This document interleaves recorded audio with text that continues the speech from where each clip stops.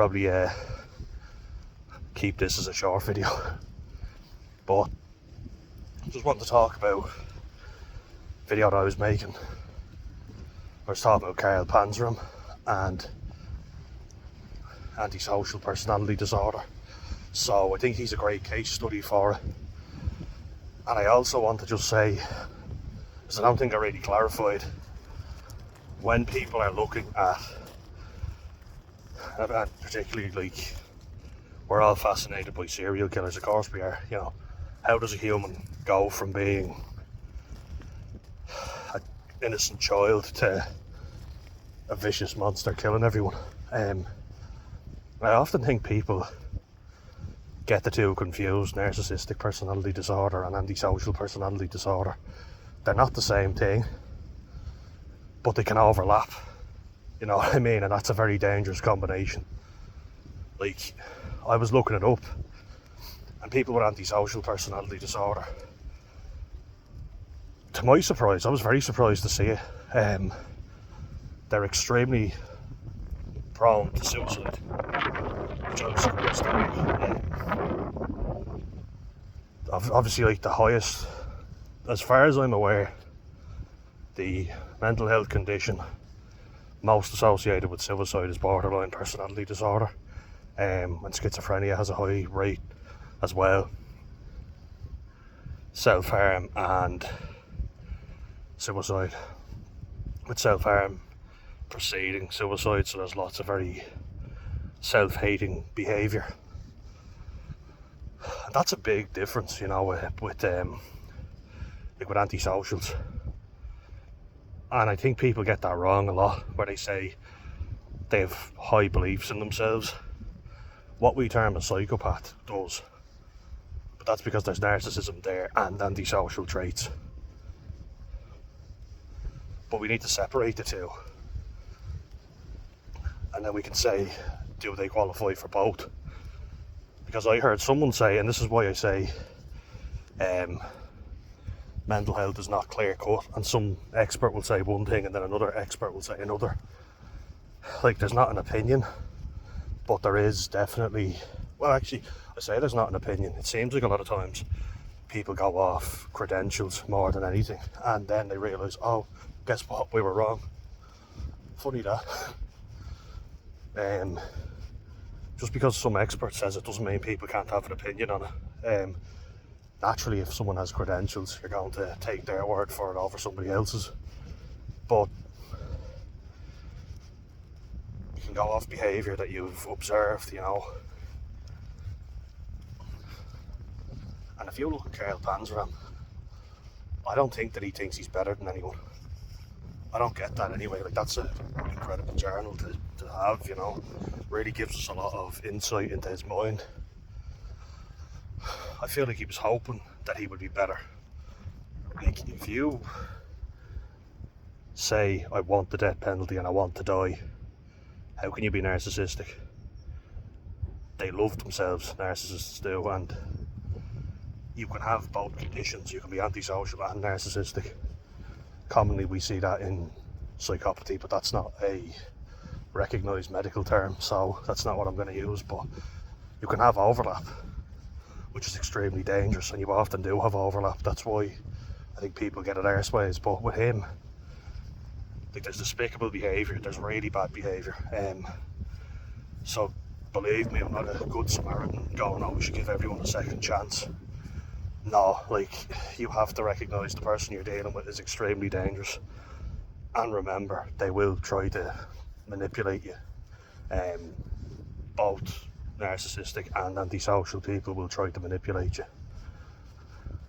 But with that part that I was talking about, where Carl Panzram literally says to Henry Lesser, the screw, like the prison guard, he literally says to him, never turn your back on me, I'm a dangerous man. It's kind of like, I like you, but my compulsion to do wrong and do harm to you is too great, and I can't control it. I also feel like there's a lot of ownership with Carl Panzram. Despite being and look, you have to say he's a despicable human being, you do, there's no denying it, but when you think back to him being an innocent child, no child should have to go through that. He was from a large family. He was the youngest. He was neglected. His father left. One of his brothers drowned. All that's extremely traumatic. And he probably was struggling to get any attention. He was sleep deprived. He had to go to school and work on a farm and only get 2 hours of sleep every night. That damages someone's development, surely. There's no denying that sleep is so important, especially for children, young children. And life in rural America at that time was very difficult, which is why you often have a lot of very messed up individuals. You'll notice like a lot of these people from rural backgrounds who did horrific things, they committed horrific crimes. You also look at England, like Fred West. Jeez, look what he did. Fred and Rose, they were from Gloucester. They were real yarp. You're not catching them killers, Dan.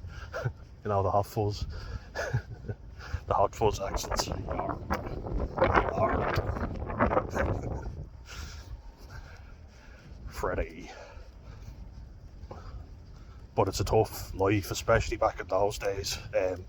Especially with working conditions being terrible. Like, I'd say he was fucked from the start. Like, he was doomed from the beginning, as unfortunate as that is. But he also said, I'm not insane. I know exactly what I've done. I'm in control of what I did. I knew what I was at. I'm not in the least bit sorry for it because everyone is evil. You know, and you have to listen to that and think to yourself, that's not saying I'm better than everybody else. That's saying everyone is terrible. And I'm terrible. I know I'm terrible. But so is everyone else. So I'm justified in my actions. If someone shows me an act of kindness, that's a weakness that I can exploit. Because it's been exploited with me before. Being nice doesn't get you anywhere. I can only get what I can take. People have brutalised and sodomised me, so I will do the same to everyone else. And if enough people wrong you in your formative years, like as a child, you're going to have a pretty warped idea about the world, aren't you?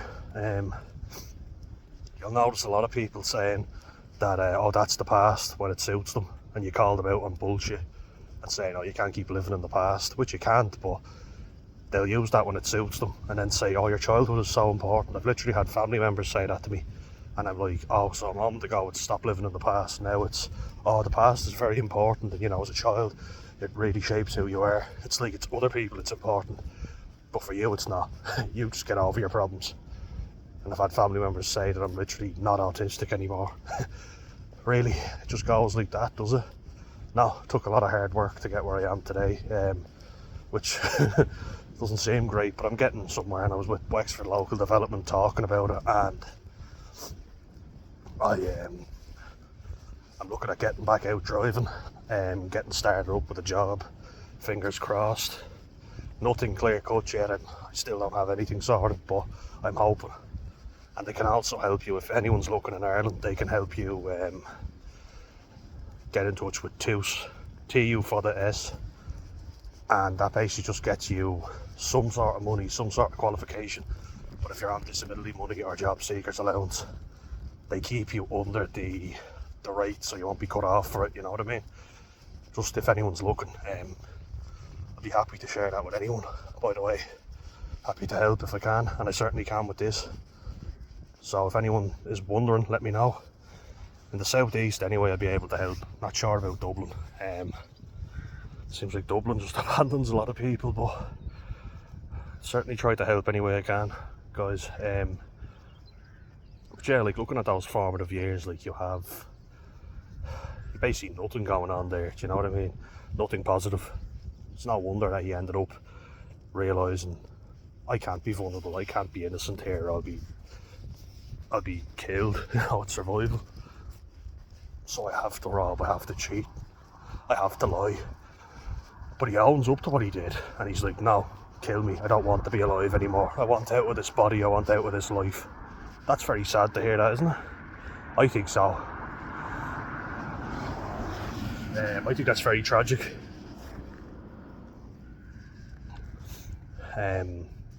He didn't want to live, he was broken as a human being. That's why they're very impulsive, antisocials, because they don't want to live. They want to feel some sensation, you know. They want the quick hit of dopamine. They don't want to think about the past, they don't want to think about the future, they can't plan. Because if you do that, it's like, well, is my future just going to be more of this shit? Every time I was hopeful about anything, something bad happened. So fuck that. I'm not going to do that again. I won't make that mistake. They literally do what everyone says and live in the present, which is supposed to bring you peace, but that's the thing. You can take, everybody says if we live in the present moment, then we won't be miserable, won't be sad. What?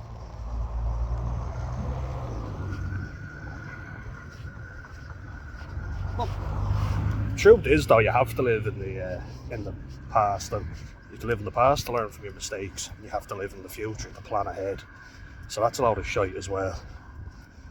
People are very good at saying something, you know, really niche. Studies suggest like all this crap. Studies suggest that if you live in the present moment, you won't be miserable. But guess what? If you live in the present all the time, you don't plan anything, you know, you don't have any idea of how badly something could go. You lack planning, you lack insight. That's not good, you know. So I feel like medical opinions change all the time, guys, and you know, form your opinion based on who you meet. You know, it's not always clear cut as people make out, and no one is beyond help. You know, people say, "Oh, you're a monster" or whatever. I don't buy that. I just think there's been people who've been abused and damaged. Some people have a propensity for violence, for sure, and for manipulating people. Look, mind yourself first and foremost, though. You can't fix everyone. While I have sympathy for Carl Panzram, I imagine being around him was a very scary experience, and I'd say he was a very intimidating individual to be around. He certainly wasn't someone that I would trust openly. I'd take his advice and I wouldn't turn my back on him. But it's not all clear cut, guys. You can have overlapping conditions. The human mind is a complex fucking organ. Nice way to start your Saturday. Come on, Ireland, we're playing soon. Let's get it. See you in the next one.